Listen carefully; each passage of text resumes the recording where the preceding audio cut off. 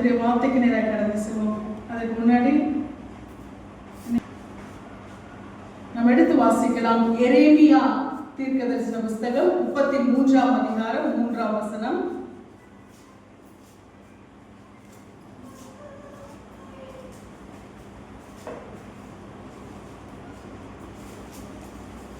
எரேமியா 33:3.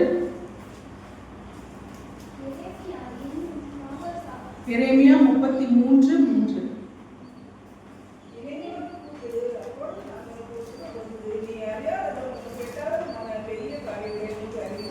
ஆமென். என்னை நோக்கி கூப்பிடு, அப்பொழுது நான் உனக்கு உத்தரவு கொடுத்து நீ அறியாததும் உனக்கு எட்டாததுமான பெரிய காரியங்களை உனக்கு அறிவிப்பேன். ஹல்லேலூயா. என்னை நோக்கி கூப்பிடு. ஹல்லேலூயா. கர்த்தர் இந்த வேளையிலே நமக்கு சொல்லுகிற காரியம், நாம் அவரை நோக்கி கூப்பிடுகிறவர்களாய் இருக்க வேண்டும். ஆமென். எந்த சூழ்நிலையா இருந்தாலும், நெருக்கடியா இருந்தாலும், பாரங்களா இருந்தாலும், பலவீனங்களா இருந்தாலும், நாம் கூப்பிட வேண்டிய ஒரே இடம் எங்க தெரியுமா? நம் ஆண்டவராகிய இயேசு கிறிஸ்துவை நோக்கி. ஹல்லேலூயா. ஏனென்றால் எல்லாவற்றுக்கும் பரிகாரி அவர் ஒருவர் தான். ஆமென். எல்லாவற்றுக்கும் நமக்கு ஒரு தீர்வை கொடுக்கிறவர் அவர் மாத்திரம்தான். அதனால நாம் அவரை நோக்கி கூப்பிட வேண்டும் என்று சொல்லி சொல்றது யாரு தெரியுமா? அவர்தான். என்ன சொல்யூஷன் யார்கிட்ட இருக்கு? அவர்கிட்ட தான் இருக்கு. என்கிட்ட தான் மகனே இருக்கு, என்கிட்ட தான் மகளே இருக்கு. அதனால நீங்க யாரை நோக்கி கூப்பிடணும்? என்ன நோக்கி கூப்பிடுங்க. கர்த்தராகிய இயேசு கிறிஸ்துவை நோக்கி கூப்பிட வேண்டும் என்று சொல்லி அவர் நமக்கு சொல்லுகிறார். ஆமென். அவரை நோக்கி கூப்பிடும் பொழுது எங்கு நமக்கு தீர்வு கிடைக்கிறதோ அங்கே நோக்கி கூப்பிடும் பொழுதுதான் நமக்கு அதற்கான ஒரு விடுதலை, ஒரு நிவர்த்தி, ஒரு பரிகாரம் நமக்கு கிடைக்கும். நீங்க சங்கீதம் 3:4 எடுத்து வாசிப்பீர்களானால் கர்த்தருடைய வாக்கு இப்படியாய் சொல்லுகிறது. சங்கீதம் 3:4.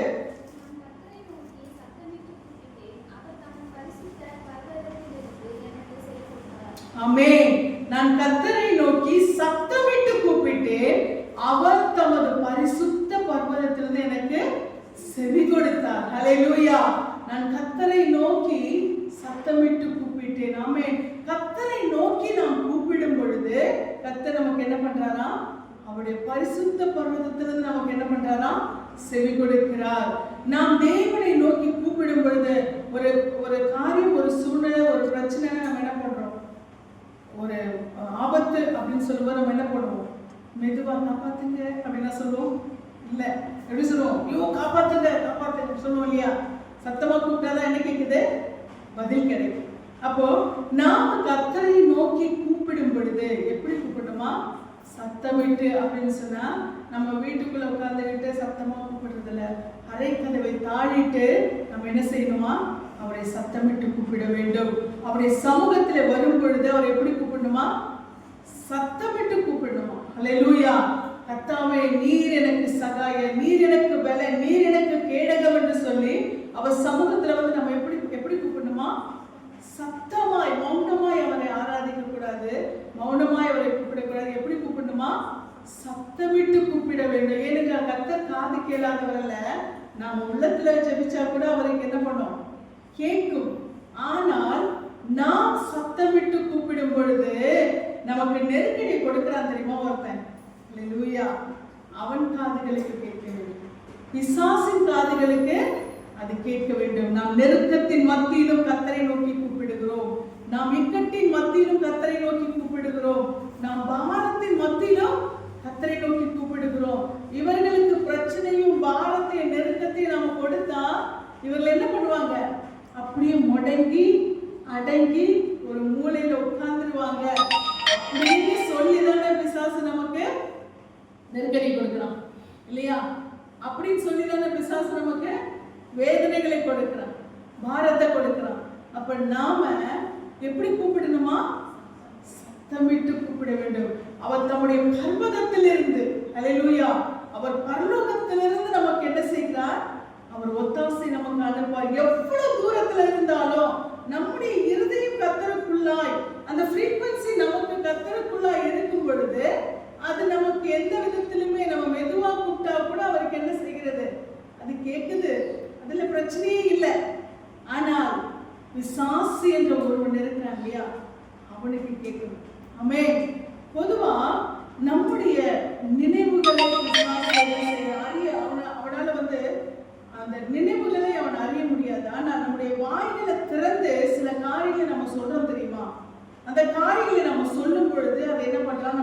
வார்த்தைகளை வைத்தே நம்ம என்ன செய்யறோம்? பிசாசு அவன் பிடித்துக் கொள்ளுகிறவனாயிருக்கிறான்.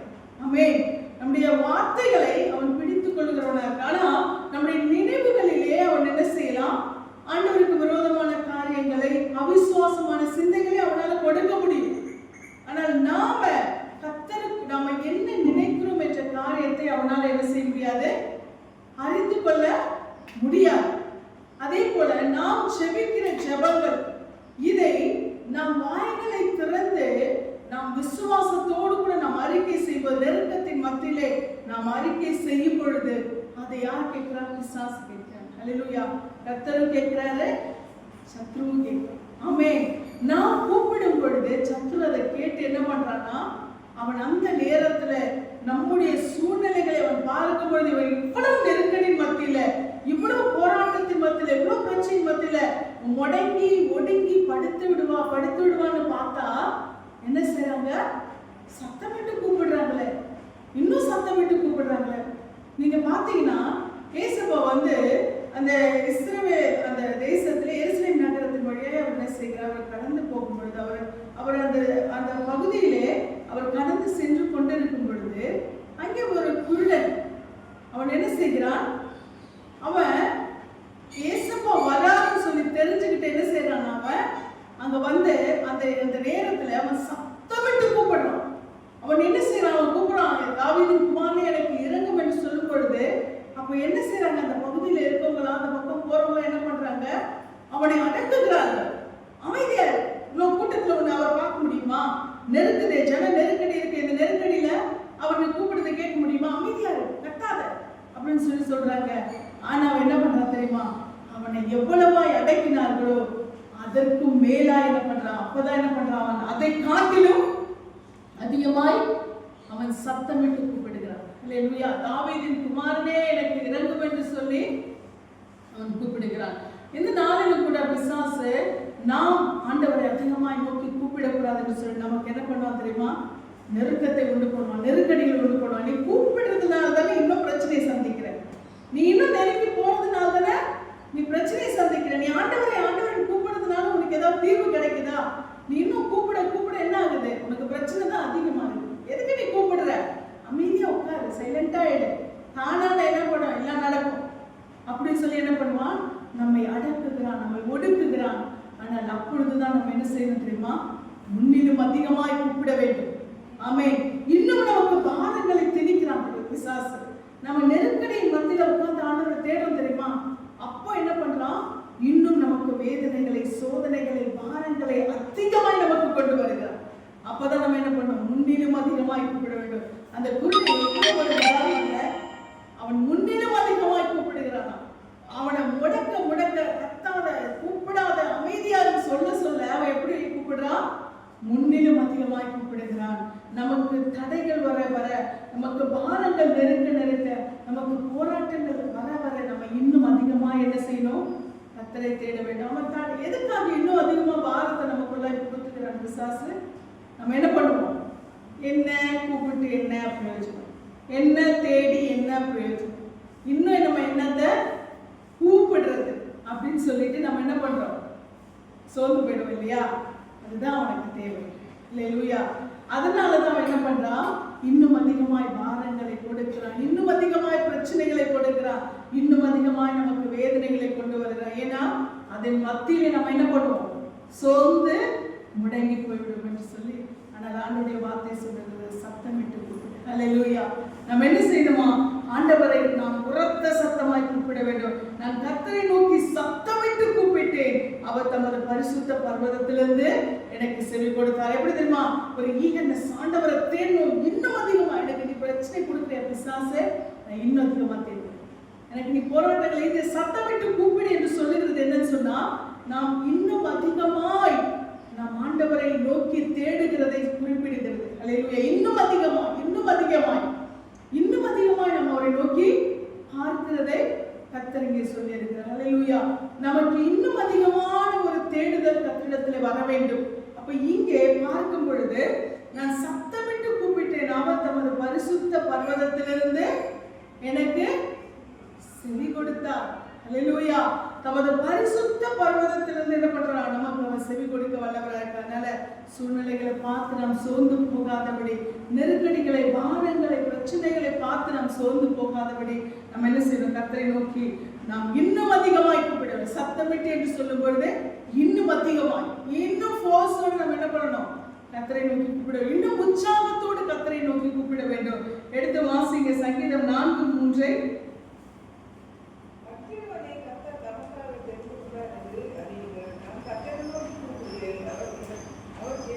ஆமென். நான் கர்த்தரை நோக்கி கூப்பிடுகையில் அவர் கேட்பார். பக்தி உள்ளவனை கர்த்தர் தமக்காக தெரிந்து கொண்டார் என்று அறியுங்கள். ஹல்லேலூயா. கர்த்தர் பக்தி உள்ளவனை அநேகர் பார்க்கிற வேலையிலே, அநேகர் நம்மை குறித்து பேசுகிற வேலையில நாம் இன்னும் அதிகமா கர்த்தரை ஓடி ஓடி தேடுது, ஒன்னும் காணும். எல்லாமே பேசுவாங்க, என்னது இன்னும் ஓடிட்டு இருக்கு, இன்னும் தேடிட்டு இருக்கானா, ஒன்னும் காணும். ஆனா தாவீது சொல்கிறார், பக்தி உள்ளவனை கர்த்தர் தமக்காக தெரிந்து கொண்டார் என்று அறியுங்கள். ஹல்லேலூயா. நான் கர்த்தரை நோக்கி கூப்பிடுகையில் அவர் கேட்பார். ஹல்லேலூயா. நான் கூப்பிட்டு அவர் கேட்பாரு. ஆமென். அந்த நம்பிக்கை, அந்த தைரியம் வேணும். போய் சர்ச்சுக்கு போய் உட்கார்ந்து என்ன பிரயோஜனம்? ஓடி ஓடி தேடி என்ன பிரயோஜனம்? ஏதாவது மாற்றம் இருக்கா? இல்லாத பிரச்சனை எல்லாம் இருக்காங்க அப்படின்னு சொல்லும் போது ஒன்னே ஒண்ணுதான், பக்தி உள்ளவனை கர்த்தர் தமக்காக தெரிந்து கொண்டார். ஹல்லேலூயா. கர்த்தர் என்னை தெரிந்து கொண்டார், என்னை கைவிட மாட்டார். ஆமென். நான் கூப்பிடுகையில் அவர் என்ன பண்ணுவாரு? நிச்சயமாய் கேட்பார். அந்த நம்பிக்கை, அந்த தைரியம் நமக்கு வேணும், அந்த விசுவாசம் நமக்கு வேணும். நான் கூப்பிட்டா என் ஆண்டவர் கேட்பார், அவரை நோக்கி கூப்பிட்டா எனக்கு பதில் கொடுப்பார். ஹல்லேலூயா.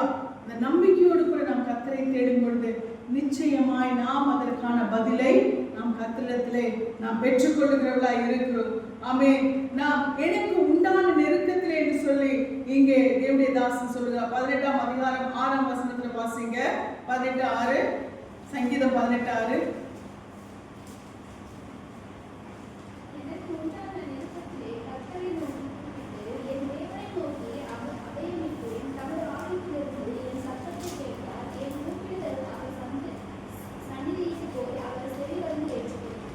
ஆமென். எனக்கு உண்டான நெருக்கத்திலே கர்த்தரை நோக்கி கூப்பிட்டு என் தேவனை நோக்கி அபயம் விட்டேன். ஹல்லேலூயா. எப்ப கூப்பிட்டாரா? நெருக்கத்துல. அந்த தலைப்பு பாத்தீங்கன்னா, தலைப்பு வாசிங்க.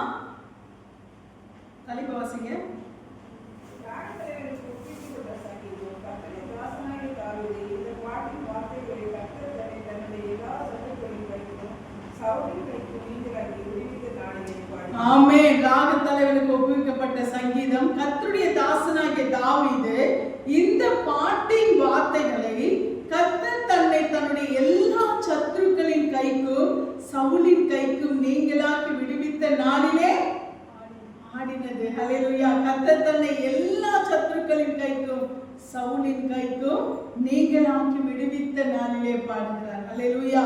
அப்போ இந்த அப்போ அவர் எவ்வளவு ஒரு நெருக்கத்தில் இருந்திருப்பார் பாருங்க. அவர் சொல்ற, தாவீது சொல்றாரு, என் சத்துருக்கள் என் தலைமுடியில அதிகமா இருக்கிறாங்க. ஹல்லேலூயா.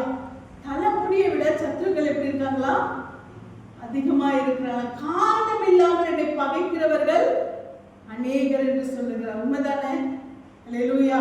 நம்முடைய வாழ்க்கையில பார்க்கும்போது நம்ம பாட்டுக்கு விதியேன்னு போயிட்டு இருப்போம். எங்க இருந்தெல்லாம் அம்பு வரும் நமக்கு. ஹல்லேலூயா.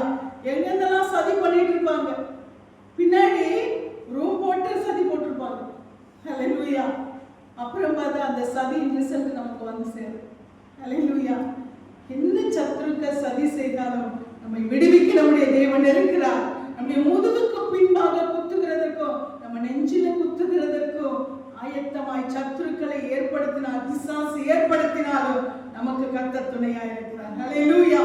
ஹல்லேலூயா. நம்ம நினைச்சு கூட பார்த்துக்க மாட்டோம், இவங்கெல்லாம் இப்படி நடந்துக்குவாங்களா, அப்படிலாம் நமக்கு நடக்கும். ஆமென். ஆனாலும் கர்த்தர் நமக்கு துணையா இருக்கிறார். ஹல்லேலூயா. ஒண்ணே ஒண்ணுதான், என்ன நடந்தாலும் சரி, எது வந்தாலும் சரி, யார் போனாலும் யார் வந்தாலும் எனக்கு கவலை இல்லை. ஆண்டவர் நம்மோடு கூட இருக்கிறார். நம்முடைய ஆண்டவர் நம்மோடு கூட இருக்கிறார். ஆமென். கர்த்தர் நம் பட்சத்தில் இருக்கிறார். அவர் நமக்கு சகாயா இருக்கிறார். தாவீது சொல்றார், எனக்கு உண்டான நெருக்கத்திலே கர்த்தரை நோக்கி கூப்பிட்டு என் தேவனை நோக்கி அபயமிட்டேன். ஹல்லேலூயா. எனக்கு உண்டான நெருக்கத்திலே நான் யாரை நோக்கி கூப்பிட்டேன்? என் அண்ணன் தம்பிகளை கூப்பிடல, எனக்கு தெரிஞ்சவங்களை கூப்பிடல, என் ஃப்ரெண்ட்ஸை கூப்பிடல, நான் யாரை கூப்பிட்டேன்? கர்த்தரை நோக்கி கூப்பிட்டேன். எனக்கு உண்டான நெருக்கத்திலே கர்த்தரை நோக்கி கூப்பிட்டு என் தேவனை நோக்கி அபயமிட்டேன். அபயமிட்டது என்ன தெரியுமா? இந்த அபயம் என்பது என்ன தெரியுமா? ஒரு டேஞ்சரஸான ஒரு சூழ்நிலை. ஐயோ, எனக்கு இதுக்கு மேல ஒரு வழியே இல்லாண்டவரை, எனக்கும் மரணத்துக்கும் ஒரு அடி தூரம் தான்ன்றார் தாவீது. எனக்கும் மரணத்துக்கும் ஒரு அடி தான், ஒரு ஸ்டெப்பு தான் தாவீது சொல்லுகிறார். ஹல்லேலூயா. அப்ப அப்படிப்பட்ட ஒரு நெருக்கத்தை எல்லாம் அவர் என்ன செய்திருக்கிறார்? சந்தித்திருக்கிறார்.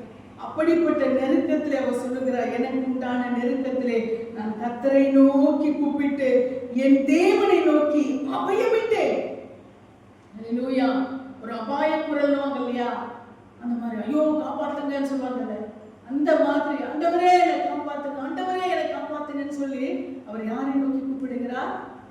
ஆமென். மானானது நீரோடைகளை வாஞ்சித்து கதறுகிறது போல என் ஆத்துமா என் தேவன் மேல், என் ஜீவனுள்ள தேவன் மேலே தாக்குமா. அவரை வாஞ்சித்து கதறுகிறார், கூப்பிடுகிறார், ஆண்டவரை தேடுகிறார். ஹல்லேலூயா. நெருக்கத்திலே ஒரு நாள் கூட தாவீது கிட்ட அந்த ஸ்பெஷாலிட்டி அதுதான். நெருக்கம் வரும்போது அவர் ஒரு நாளும் ஓடி ஒளிய மாட்டார், கர்த்தரை நோக்கி கூப்பிடுவார். ஹல்லேலூயா. முடங்கி சுருண்டு போயிட மாட்டார்.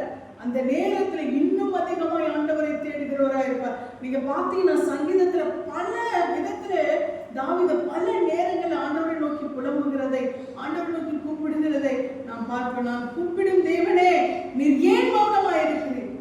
இதே கேளாத போல இருக்கு. கேளுங்க ஆண்டவரை, நான் கூப்பிடுறத கேளுங்க, கேளுங்க, கேளுங்க.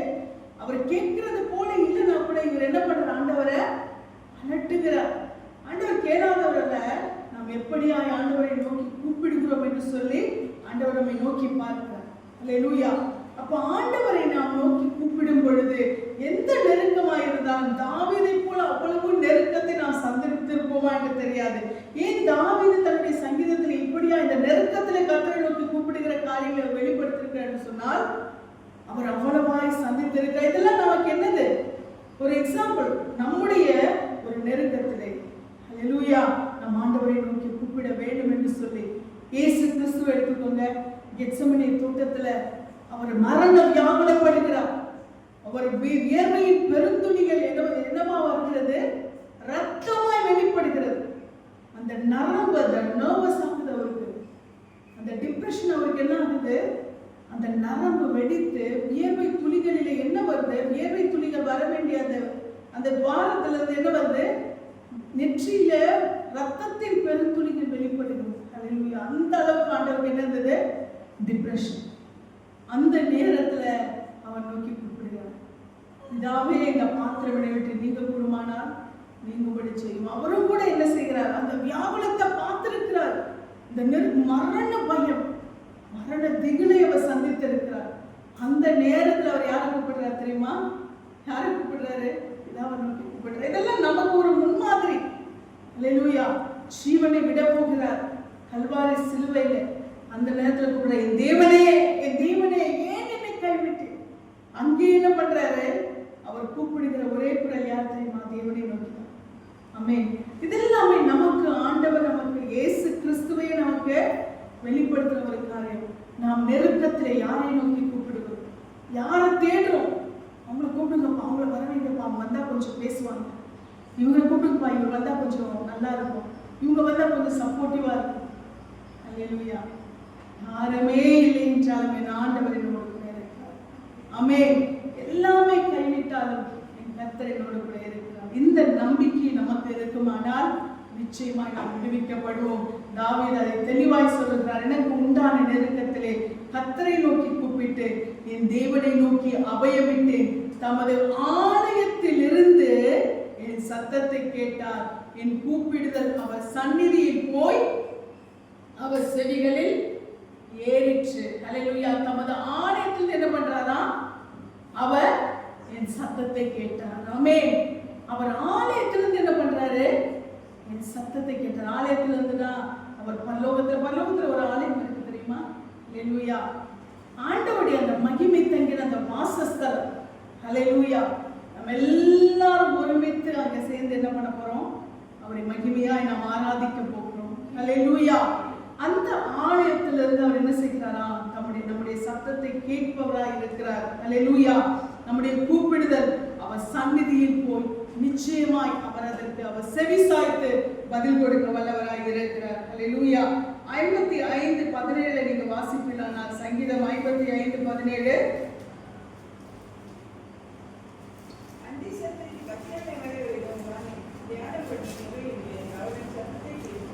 அல்லேலூயா. எப்போ கூப்பிடணுமா? எப்போ கூப்பிடணும்? அந்தி, சந்தி, மத்தியானம். அப்படின்னா என்னது? காலை, மாலை, அதாவது காலை, இரவு, மத்தியானம். இந்த 3 வேளையும் நம்ம என்ன பண்ணணுமா?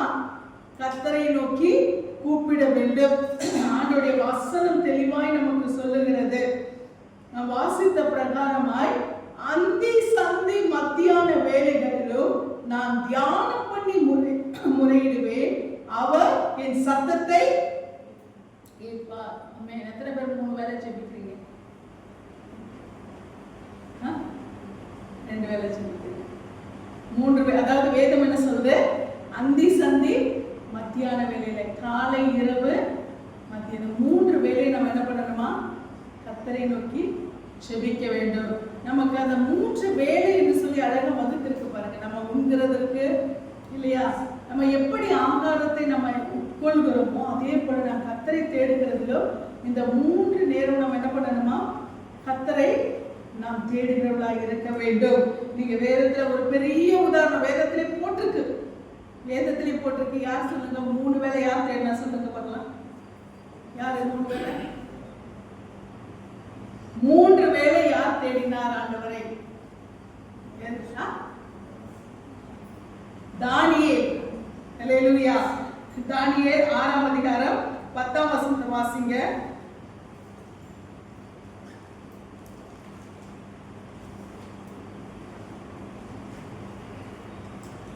தானியேல் 6:10.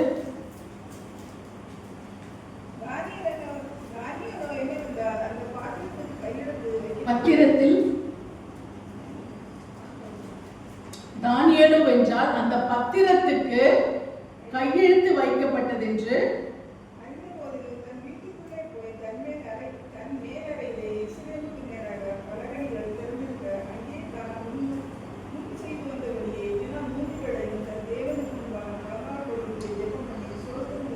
அந்த 3 வேளையும் தான் முன் செய்து வந்தபடியே தினம் 3 வேளை. அதை அண்டர்லைன் பண்ணிக்கோங்க. தானியேலோ என்றால் அந்த பத்திரத்துக்கு கையெழுத்து வைக்கப்பட்டதென்று அறிந்த போதிலும், எந்த பத்திரத்துக்கு? தானியேலுக்கு. தானியேல் பாபிலோன் மாகாணத்தில் இருக்கிறார். அவரை அதாவது இஸ்ரவேலனா இருக்கிற அவரை அங்க என்ன பண்ணிருக்காங்க? யூதனா இருக்க அவரை என்ன பண்ணிட்டாங்க? சிறைப்பிடித்து அவரை, அவர் நண்பர்களை, ஞானமுள்ள எல்லாரையும் கொண்டு போயிட்டாங்க. இப்போ அங்க ஆண்டவர் அவரை என்ன செய்கிறார்? இன்னும் ஞானத்துல விருத்தியாக்கி அவரை நல்ல உயர்ந்த பொசிஷன்ல கத்தனை பண்றாரு. அவங்கள அடிமையா கொண்டு போனா கூட அந்த இடத்துல கத்தனை செய்கிறார், உயர்த்துகிறார்.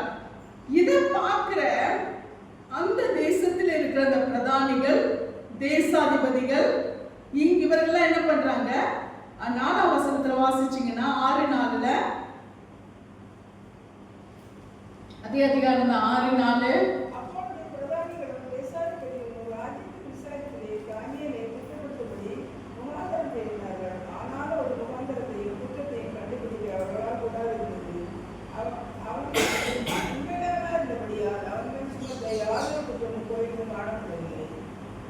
வாசிங்க.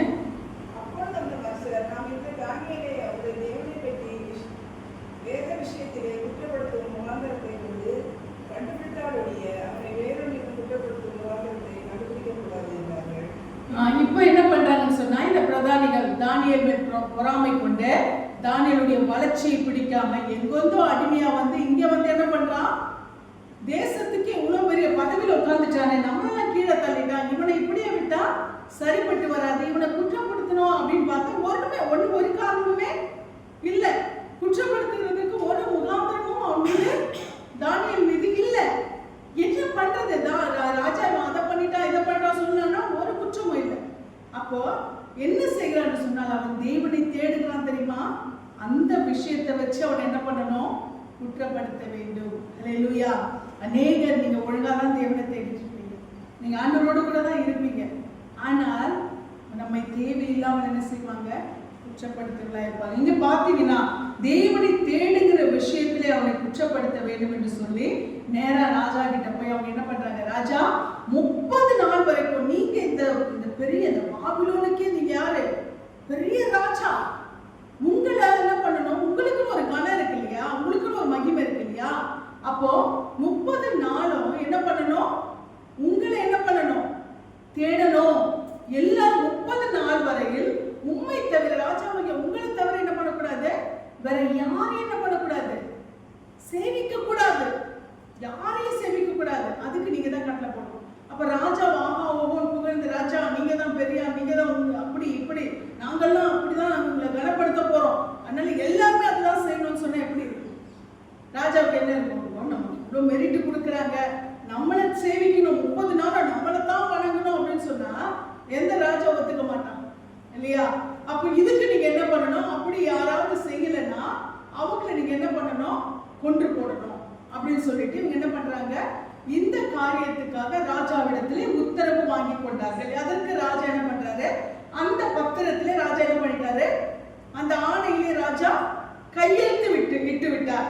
இப்போ இந்த சம்பவம் யாருக்கும் தெரியும், இது நாடு முழுக்க என்ன ஆயிடுச்சு, டிக்ளேர் பண்ணியாச்சு.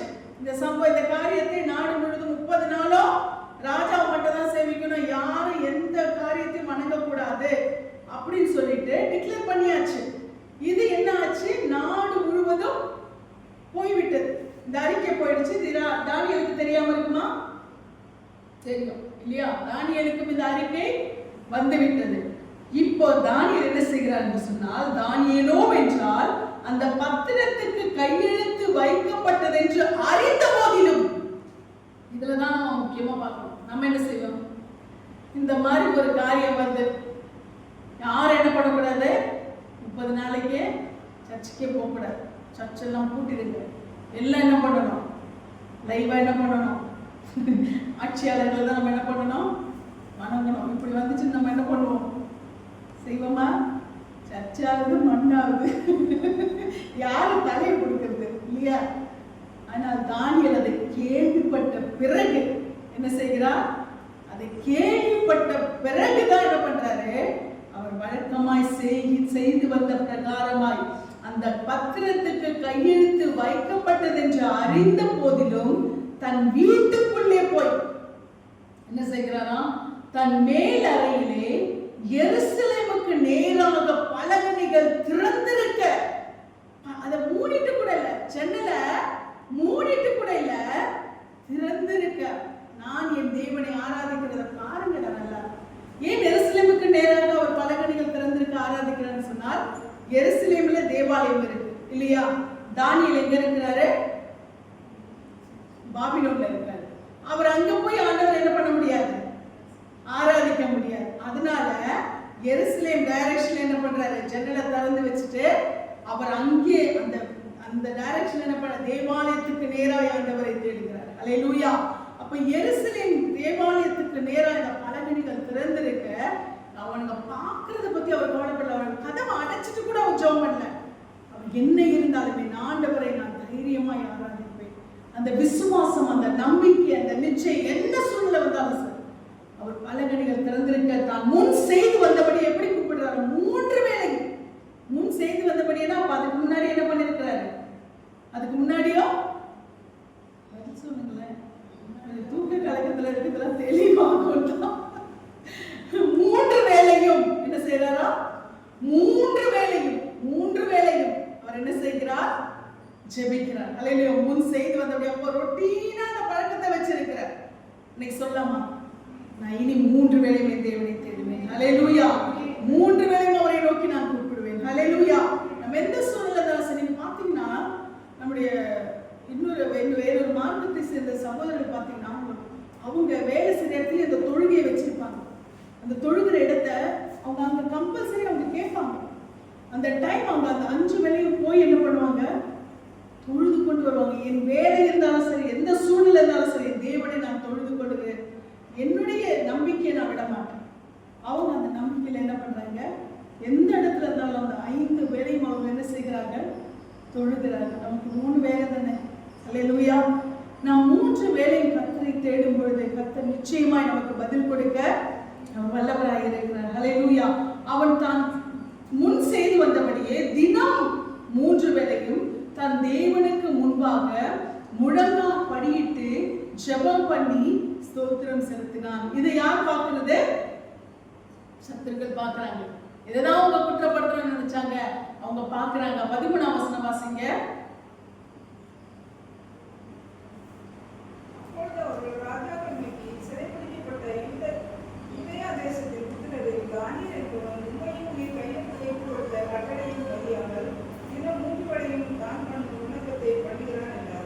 இங்க பாத்துட்டாங்க. என்ன பலகனி திறந்து ஜெபம் பண்ற சத்தமா என்ன செய்கிறான்? முழங்கால் படியிட்டு அவ ஜெபம் பண்ணி ஸ்தோத்திரம் செய்கிறார். ஐந்துக்கிட்டு முணுமுணுத்தெல்லாம் கூப்பிடல, நல்ல சத்தமா கூப்பிடுறதுனால தான் வெளியில கேட்டிருக்கோம் இல்லையா? தான் முன் செய்து வந்தபடியே அவர் ஜெபிக்கிறார். அவருக்கு ஜீவனை குறித்த கவலை இல்லை, எனக்கு ஜீவனை கொடுத்தவர் தான் முக்கியம். ஹல்லேலூயா. அதனால அவர் என்ன செய்கிறார்? முன் செய்து வந்தபடி அவர் செய்கிறார். இதை அவர்கள் என்ன செய்கிறார்கள்? கவனிக்கிறார்கள். அவர்கள் என்ன செய்கிறார்? ராஜாவிடத்துல போய் ராஜாவை தூண்டி விடுறாங்க. நீங்க பத்திரத்துல கையெழுத்து வச்சு இந்த கட்டளையை நீங்க போட்ட பிறகு கூட அவன் என்ன செய்யறான்? இந்த காரியத்தை செய்கிறான். ராஜா ஒண்ணும் பண்ண முடியாது, தவற முடியாது இந்த காரியத்துல. ஆனா ராஜாவுக்கு ஒரு ஃபேவர் இருக்கு. ராஜா கிட்ட தானியேலுக்கு ஒரு ஃபேவர் இருக்கு.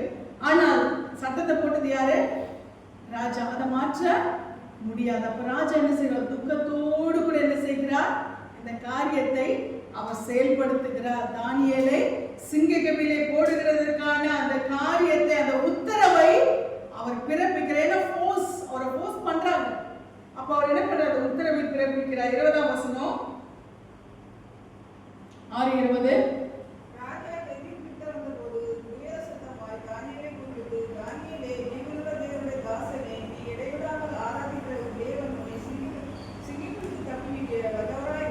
ஆமென். ராஜா கெபியின் கிட்ட வந்தபோது துயர சத்தமாய் தானியேலை கூப்பிட்டு, ராஜாவுக்கு என்ன நம்பிக்கை பாருங்க, அவன் தேவன் அவனை தப்புவிப்பார். ஹல்லேலூயா.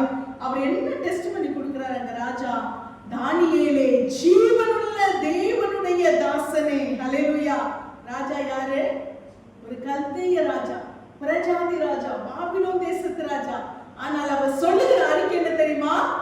ஜீவனுள்ள தேவனுடைய தாசனே. இந்த மகிமை யார் விளங்க பண்ணினது? தானியேல். ஹல்லேலூயா. தேவன் அவ்வளவு மகிமை உள்ளவர் என்ற அந்த அவருடைய மகிமையை வெளிப்படுத்தினது தானியேல். ஏனென்றால் தானியேலை கொண்டு கர்த்தர் விளங்க பண்ணின அந்த ஞானம், தரிசனம் எல்லாமே ராஜாவுக்கு தெரியும். அப்ப அந்த தேவன் பெரியவர் என்பதை அவன் அறிந்திருக்கிறான். அதனாலதான் நம்ம கூட சொல்ல மாட்டோம், ஆனால் அவர் சொல்ல ஜீவனுள்ள தேவனுடைய தாசன். ஹல்லேலூயா. ஜீவனுள்ளவர், ஆராதிக்கிற தேவன் ஜீவனுள்ளவர் என்பதை அவர் அறிக்கை செய்கிறார். நம்பிக்கையோடு கூட அங்க போய் நிற்கிறார். தானியேல் உயிரோடு தான் இருப்பான். பசி நிறைந்த சிங்கங்கள் அவைகளுக்கு நடுவில் இந்த வார்த்தையை அவர் அறிக்கை, அவைகளுக்கு நடுவில் இவன் ஜீவனோடு கூட இருப்பான் என்ற அந்த நம்பிக்கையை அவர் கேட்கிறார். ஜீவனுள்ள தேவனுடைய தாசனே. இத ஒரு டவுட்டா கேட்கல. நீ இருப்ப, நீ இருக்கிற, நீ உயிரோடு தான் இருக்க, அந்த தேவன் பெரியவனை தப்புவிக்க வல்லவரா இருக்கிறான்னு சொல்லி அவர் சொல்லுகிற வார்த்தை, நீ இடைவிடாமல் ஆராதிக்கிற தேவன். நீ மற்ற இடத்துல கூட இல்ல, இங்கேயும் நீ என்ன பண்ற? இந்த சிங்கங்களின் கெபியில கூட நீ 3 வேளை ஆண்டவரை நோக்கி கூப்பிட்டு இருக்க, எனக்கு தெரியுது. ஹல்லேலூயா. இங்க பார்க்கும் பொழுது இந்த வார்த்தையில அவர் சொல்லும் பொழுது தானியேல் இடத்துல ஒரு ரிப்ளை வருது. வாசிங்க 21ல இருந்து.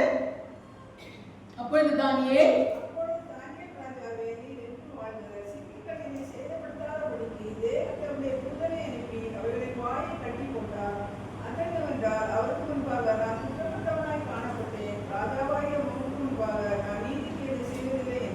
நீ அறியாததும் உனக்கு எட்டாததுமான பெரிய காரியங்களை உனக்கு அறிவிப்பேன். ஹல்லேலூயா.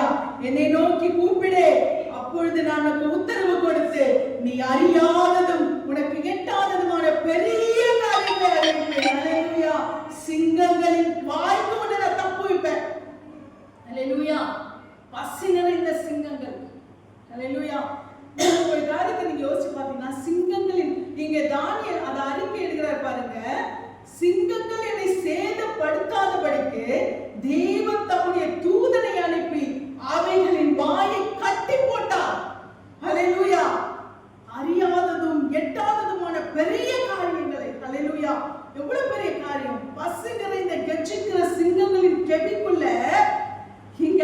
யார் அனுப்புறாரா? தூதனை அனுப்புகிறார். அனுப்பி என்ன பண்றாரா? வாயை சீல் போட்டார். ஹல்லேலூயா. சிங்கத்தோட வாயை சீல் போட்டுட்டார், கட்டி போட்டுட்டார் ஆண்டவர். அவருடைய வாயை கட்டி போட்டதும் அது என்ன பண்ணிட்டு இருக்கு? திறக்க முடியல. ஆனா உள்ள என்ன இருக்கு? பசி. அதான் அடுத்தது பாத்தீங்கன்னா ராஜா என்ன பண்றாரு? தானியேலை ஆண்டவர் காப்பாற்றினார் என்று தெரிந்து அவர் ஆண்டவரை கனப்படுத்திட்டு என்ன செய்யறார் தெரியுமா? அவர் உள்ள போட சொன்னவங்கள அந்த கெபிக்குள்ள போட உள்ள போடும் போது சிங்கங்கள் எலும்புகளை என்ன பண்ணுச்சான்? நொறுக்கி பட்சித்ததாம். ஹல்லேலூயா. அப்ப இவ்வளவு பசி நிறைந்த உக்கிரமான சிங்கங்கள் அந்த இடத்துல கட்டி போட்டுச்சுன்னா அது பிசிக்கலான கட்டு இல்ல. வாயில ஒரு பெரிய டேப்பு போட்டு கட்டுறது இல்ல. இந்த முதல்ல எல்லாம் பிடிக்கும் போது பாத்திருக்கீங்களா? அப்படி பிடிச்சு என்ன பண்ணாங்க? ஒரு டேப்பை சுத்தி விட்டுருவாங்க இல்லையா? அந்த மாதிரி இல்ல. இது எப்படி நான் அங்க இருந்து கட்டல. என் பிள்ளைய நீ என்ன பண்ணக்கூடாது? சாப்பிடக்கூடாது, நெருங்க கூடாது, உட்காரு. எப்படி ஒரு நாய்க்குட்டி உட்காருனா உட்காருமோ அந்த மாதிரி சிங்கம் எப்படி இருக்கு? இப்படி உட்கார்ந்துக்கிட்டு அப்படியே தானியேலையே பார்த்துட்டு எப்படி இருந்திருக்கு யோசிச்சு பாருங்க. ஹல்லேலூயா. அந்த இடத்திலும் கர்த்தர் தன்னுடைய வல்லமையை விளங்க பண்ணினார். அறியாத காரியம், எட்டாத காரியம், நடக்க பாசிபிலிட்டியே இல்லாத காரியம். ஹல்லேலூயா. நாம் நெருக்கத்தின் மத்தியிலும் கர்த்தரை நோக்கி கூப்பிடும் பொழுது நாம் அறியாததும் நமக்கு எட்டாததுமான பெரிய காரியங்களை நமக்கு அறிவிப்பார். ஹல்லேலூயா.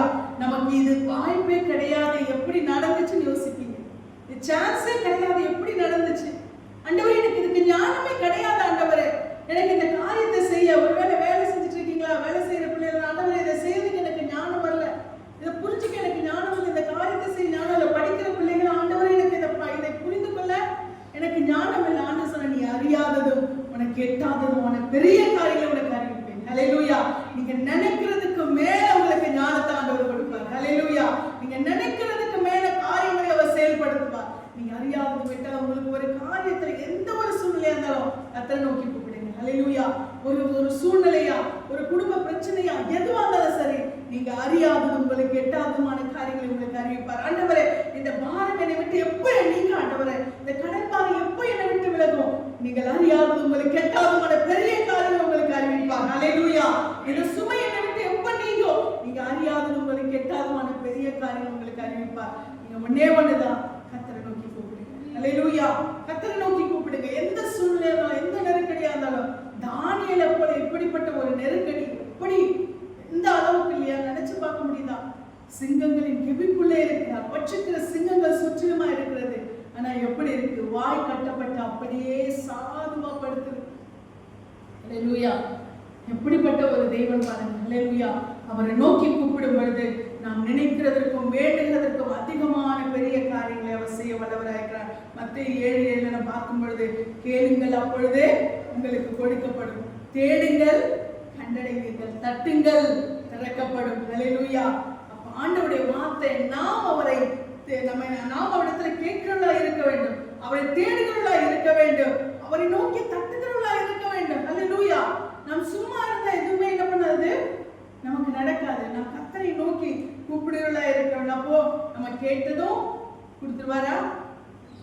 தட்டினதும் திறந்துருவாரா? ஆமாவா இல்லையா? ஆமாவா இல்லையா? இல்லையா?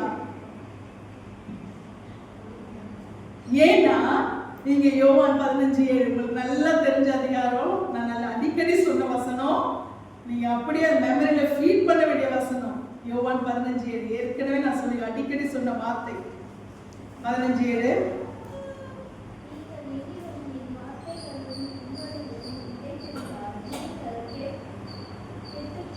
கேட்டுக்கொள்வது எதுவோ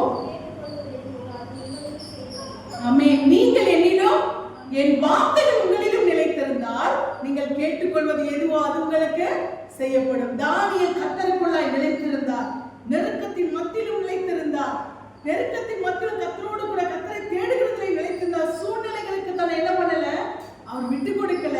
நீங்கள் என்னிலும் என் வார்த்தைகள் உங்களிலும் நிலைத்திருந்தார். எந்த சூழ்நிலை இருந்தாலும் கர்த்தருக்குள்ளாய் நிலைத்திருக்க வேண்டும். ஹல்லேலூயா. நாம் கர்த்தருக்குள்ளாய் நிலைத்திருந்தோமானால் அவருடைய வார்த்தை யோவான்ல அழகா சொல்லி இருக்கு.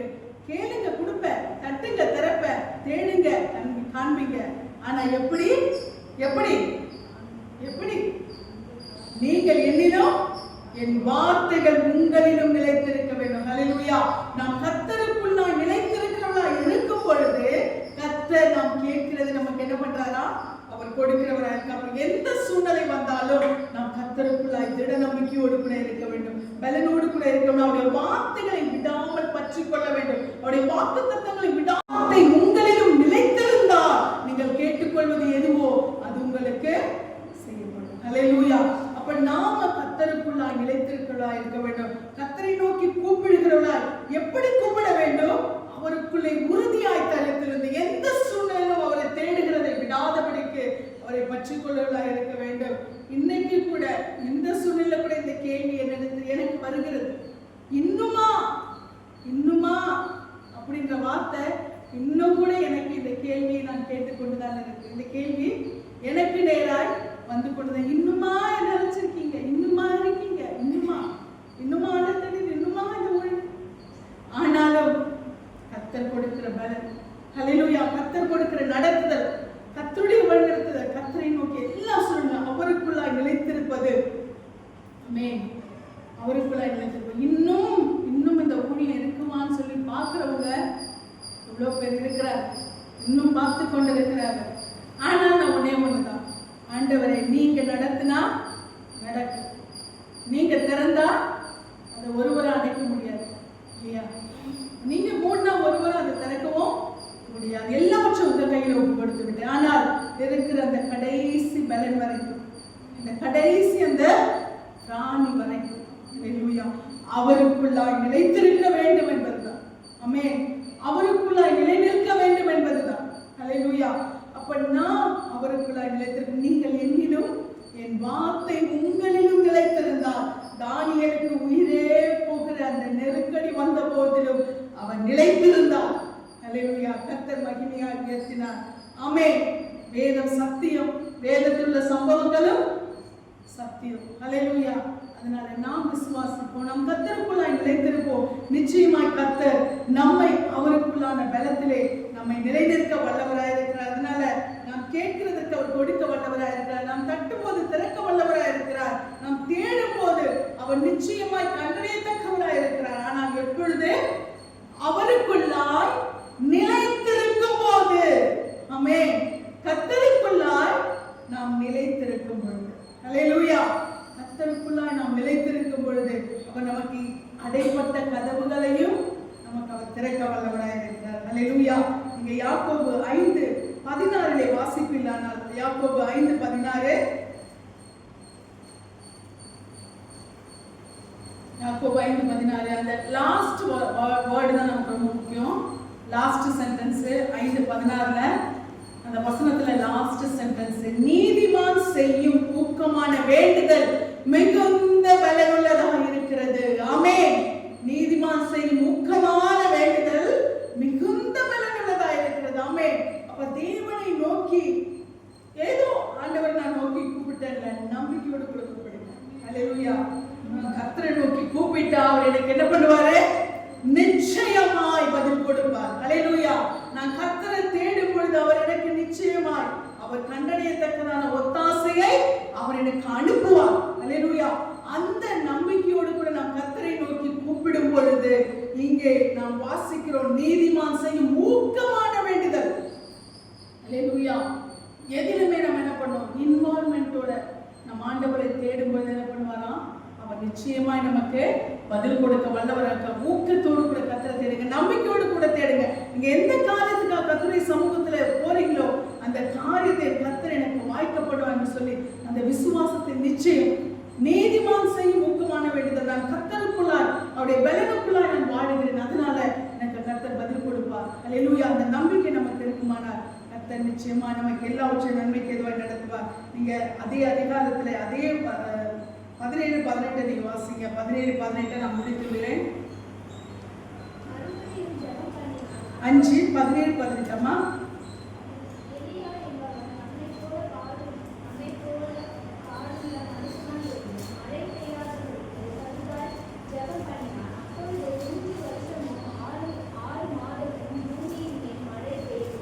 ஹல்லேலூயா.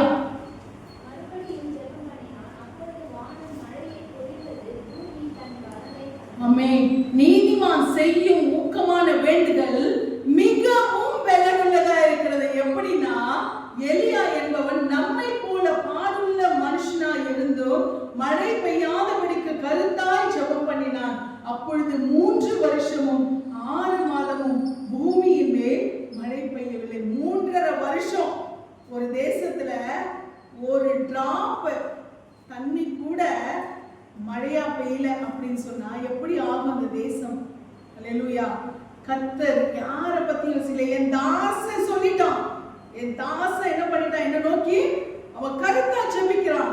நான் 3 வருஷம் அது சாப்பாடு கிடைக்குதோ தண்ணி கிடைக்குதோ என்ன கிடைக்குதோ என்ன நோக்கி அவன் என்ன பண்ணிட்டான்? ஊக்கமாய் ஜெபித்திருக்கிறான். என்னுடைய தாசன் என்னுடைய நீதிமான் அவன் ஜெபிச்சிட்டான். 3 வருஷம் நான் தேசத்தின் மேல மழையை பெய்ய பண்ண மாட்டேன் என்று சொல்லி கர்த்தர் 3.5 வருஷம். யோசிச்சு பாருங்க, 3.5 வருஷம் சாதாரணமான விஷயமா? நமக்கு ஒரு வருஷத்துல நமக்கு கொஞ்சம் மழை பெய்யலன்னு தேசம் என்னவாகும் இல்லையா? 3.5 வருஷம் ஒரு தேசத்தின் மேல். எதுக்காக தெரியுமா? நம்மை போல பசி தாகம் இருக்கிறது, நம்மை போல எல்லா சூழ்நிலையும் அவருக்கும் இருக்கிறது. ஆனால் அவர் எப்படி ஜெபிச்சாரா? ஊக்கமாய் ஜெபித்தார். ஹல்லேலூயா. தன் முழங்கால்கள் தன் தலை தன் முழங்கால்களில் பட என்ன செய்கிறாராம்? குனிந்து என்ன செய்கிறாராம்? அவர் தேவனை நோக்கி ஜெபித்தார். அவ்வளவு தன்னை தாழ்த்தி அவனுடைய சமூகத்துல ஊக்கமாய் ஜெபிக்கிறார். 3.5 வருஷம் தேசத்துல மழை பெய்யவில்லை. அதுக்கு பிறகு பாத்தீங்கன்னா மறுபடியும் அவர் ஜெபம் பண்ண பிறகுதான் என்ன செய்கிறதா? என்ன பண்ணுதான்? மழை பெஞ்சதான். அவர் ஜெபிக்கிற வரைக்கும் 3.5 வருஷம் அவர் வந்து மழை பெய்யக்கூடாதுன்னு 3 வருஷம் என்ன பண்ணல? மழை பெய்யல. 3 வருஷத்துக்கு கழிச்சு சரி போனா மழை பெய்யட்டும் அப்படின்னு சொல்லிட்டு அங்க வந்து ராஜா வந்து கேட்கிறான், உன்னாலதான்டா தேசத்துல மழையே பெய்யல, நீ தான் வந்து பண்ணி வச்சிருக்க, இந்த மாதிரி பண்ணி வச்சிருக்க, அவனை எங்க பார்த்தாலும் கொல்லணும் அப்படின்னு சொல்லிட்டு என்ன பண்றான்? இந்த தீர்க்கதரிசி தான் என்ன பண்ணிருக்கான்? தடுத்து வச்சிருக்கான்னு அவனுக்கு என்ன பண்ணிடுச்சு? தெரிஞ்சிருச்சு. ராஜா வரும்போது ராஜா கிட்ட அவர் சொல்லுகிறார், எலியா தீர்க்கதரிசி சொல்லுகிறார், நீங்க போங்க, நீங்க போய் சேர்றதுக்குள்ள என்ன வரும்? மழை வரும். அல்லேலூயா. மழை பெய்யும் சொல்லி அவர் சொல்றாரு. அவர் வந்துட்டு போனவர் போய் சேர்றதுக்குள்ள என்ன ஆகுது? மழை பிச்சுக்கிட்டு அடிக்குது. அல்லேலூயா. ஒரே ஒரு வார்த்தை. ஆமென். ஊக்கமான ஜெபம் இயற்கையையும் மாற்றும். அல்லேலூயா. இயற்கையையும் என்ன செய்கிறது? சாதகமாய் மாற்றுகிறதா இருக்கிறது. நீதிமான் செய்யும் ஊக்கமான ஜெபம் மிகுந்த பலனுள்ளதா இருக்கிறது. ஆமென். நாம் கர்த்தரை நோக்கி ஊக்கமாய் ஜெபிக்கும் பொழுது, அவரை நோக்கி கூப்பிடும் பொழுது கர்த்தர் நிச்சயமாய் நமக்கு பதில் கொடுக்க அவர் வல்லவராய் இருக்கிறார். இந்த நேரத்துல இந்த எரேமியா 33:3 நாம் வாசித்த பிரகாரமாய் என்னை நோக்கி கூப்பிடு, அப்பொழுது நீ அறியாததும் உனக்கு எட்டாததும் ஆகிய பெரிய காரியங்களை உனக்கு அறிவிப்பேன். ஹல்லேலூயா. நாம் கர்த்தரை நோக்கி கூப்பிடும் பொழுது அவர் நமக்கு சாதாரணமாக எப்படி அறிவிப்பாரா? அறியாததும் எட்டாததுமான நம்ம இமேஜின் கூட பண்ணி பார்க்க முடியாது. ஹல்லேலூயா. இது எப்படி நடந்தது என்று சொல்லி விசுவாசிக்கிறீங்களா? விசுவாசிக்கிறீங்களா? ஹல்லேலூயா. ஆண்டவரே, இது எப்படி நடந்துச்சு? ஆச்சரியமா இருக்கு. இது எப்படி நடந்துச்சு? நமக்கு அவ்வளவு கண்கள் ஆச்சரியப்படும்படியாய் எல்லா கண்களும் பார்த்து இவங்களுக்கு இது எப்படி நடந்தது, இவங்களுக்கு இது எப்படி வாய்த்தது, எப்படி இப்படி எல்லாம் நடக்குது அப்படின்னு சொல்லி ஆச்சரியப்படும்படியாய் கர்த்தர் என்ன செய்வார்?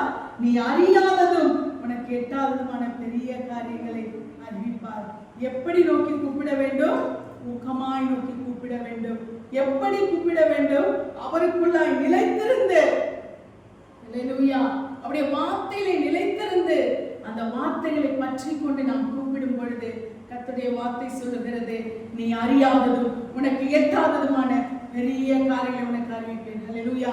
இந்த வேளையில நாம் கர்த்தரை நோக்கி பார்ப்போம். ஆண்டவரே, உம்மை நோக்கி நான் கூப்பிடுகிறேன். ஆண்டவரே, சாதனமா இல்ல, உம்மை நோக்கி நான் சத்தமிட்டு பிசாசு எனக்கு நெருக்கடிகளை கொடுத்து உம்மை நோக்கி நான் கூப்பிடக்கூடாது, நெருக்கடியிலே நான் உழன்று அப்படியே சுருண்டு படுத்து விட வேண்டும் என்று சொல்லி எனக்கு எதுவுமே சாதகம் இல்லாத சூழ்நிலைகளையும் நெருக்கடிகளையும் உண்டாக்கினாலும் நான் இன்னும் அதிகமாய் கூப்பிடுவேன், இன்னும் அதிகமாய் தேடுவேன். இன்னுமா இவங்க ஆண்டவரை நோக்கி பார்க்கறாங்க, இன்னுமா ஓடிட்டு இருக்காங்க. ஆமா, இன்னும் அதிகமாய் ஓடுவேன். ஹல்லேலூயா. இன்னும் அதிகமாய் செயல்படுவேன், இன்னும் அதிகமாய் கூப்பிடுவேன். ஹல்லேலூயா. எல்லாமே எதிராக இருந்தாலும், சூழ்நிலைகள் தோல்வி போல இருந்தாலும் நான் கர்த்தருக்கு ரட்சிப்பின் தேவனுக்குள் களி கூறுவேன். அல்லேலூயா. ஆமென். ஆண்டவருடைய வார்த்தையை நாம் பற்றிக்கொள்வோம். அல்லேலூயா. அத்திமரம் துளிர் விடாமல் போனாலும், திராட்சை செடி பலன் கொடாமல் போனாலும், ஒலிவ மரம் பலனற்று போனாலும், மந்தையிலே ஆடுகள் என்று போனாலும், தொழுவத்திலே மாடுகள் என்று போனாலும், நான் கர்த்தருக்குள் மகிழ்ச்சியா இருப்பேன். என் ரட்சிப்பின் தேவனுக்குள் களி கூறுவேன். இன்னுமா இன்னுமா இன்னும் தான் இன்னும் தான் இன்னும் தான் இன்னும் இன்னும் இன்னும் ஓடுவேன். இன்னும் ஓடுவோம், இன்னும் ஓடுவோம். இன்னும் என் ஆண்டவர் பலன் கொடுப்பார். இன்னும் எங்களுக்கு பலன் கொடுப்பார். பயப்படாதே சிறுமந்தையே, கர்த்தர் உனக்கு பெரிய காரியங்களை செய்வார். அல்லேலூயா. இந்த தைரியத்தோடு கூட நாம் கர்த்தரை நோக்கி பார்ப்போம். எழுந்திருப்போமா? அல்லேலூயா. கர்த்தரை நோக்கி கூப்பிடுவோம். நிச்சயமாய் கர்த்தர் நமக்கு அறியாதது வெட்டாததுமான பெரிய காரியங்களை நமக்கு அறிவிப்பார். கர்த்தருடைய நாமத்துக்கு மகிமை உண்டாவதாக. ஆமென்.